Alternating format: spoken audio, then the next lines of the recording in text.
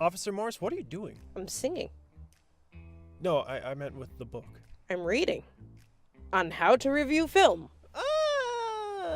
Maybe that's something we should have thought about earlier. Yeah, I felt bad after last week's review. There really wasn't much of a review. Wasn't much of a movie either, so It wasn't a joke. Oh. Doctor Strange was pretty safe and really unremarkable. Fuck that movie. Dispatch. Stop swearing.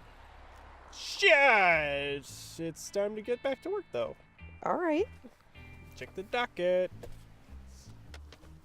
Let's see what's on the docket today. All right.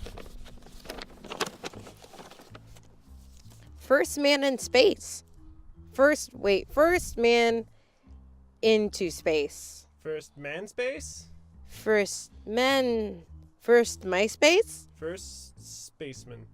First man into space. Into man. First space. No.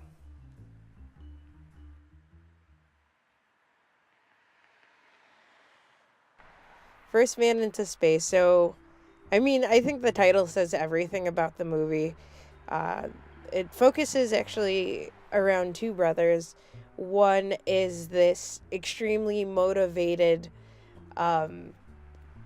just person. He wants to be the first man in space. He's determined to be the first man into space. And then we have his older brother, who is like this responsible character, who he's a very cautious character. He's the straight man in the situation. He has this overwhelming sense of humility. And then his brother's name is Lieutenant Dan. Yeah, but he got legs. Yeah, I mean, like this movie is really good. I think it's just the right amount of movie. Yeah, it's a lean 90-minute movie. You know, this movie has a lot of stock footage and has a lot of bad music that gets looped. Yeah, and but despite it, it's good. Yeah, I agree. It's a science fiction movie about the first man that goes into space. Basically, the younger brother does get to space, but like he loses communication with NASA. It wasn't NASA, it was the Navy. Oh, right. He was a seaman. Oh my God, you're right. This movie was brimming with seamen. Yeah.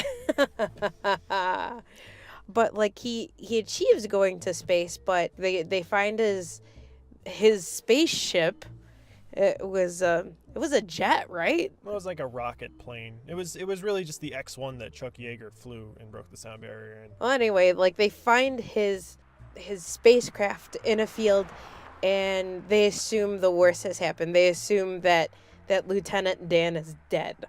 Coinciding with the spacecraft crashing is a string of murders.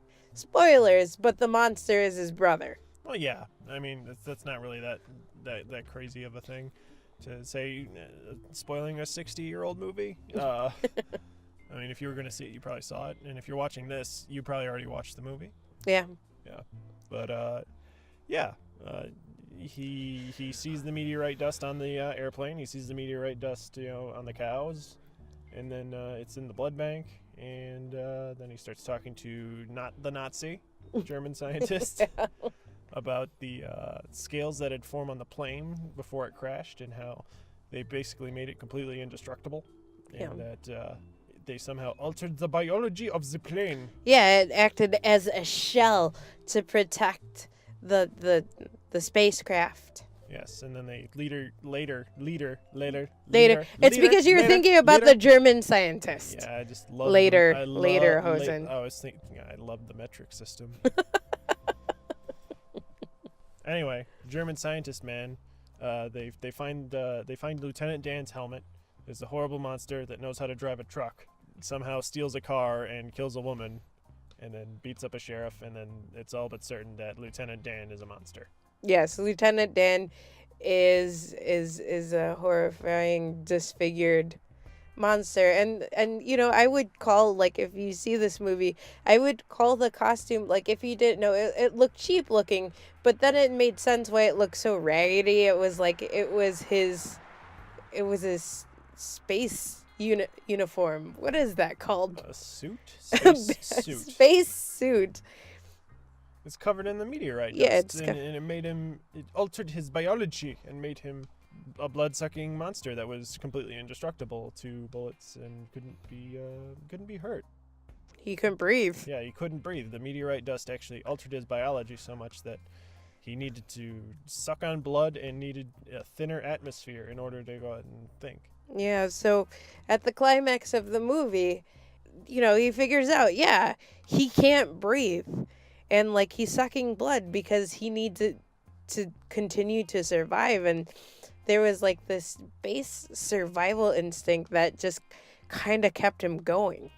And it was great. Instead of him being shot, he's reasoned with by his older brother. They get him into a high-altitude chamber.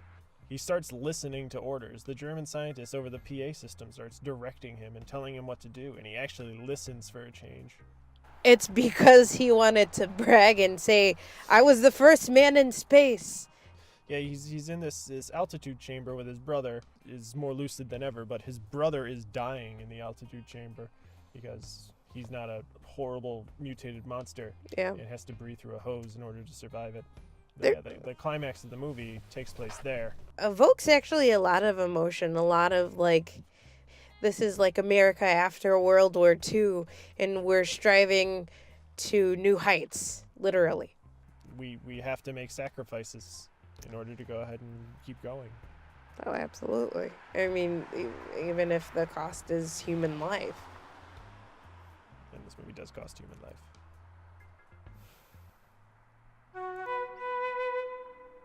It's refreshing to see a movie like this. You have to go back, 60 years in order to be refreshed from like current modern movies where they see something and they just try to blow it out of the sky.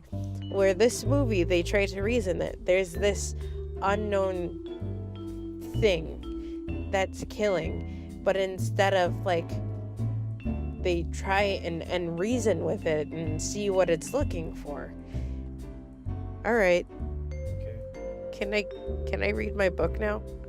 Can you teach me to read? You don't know to read?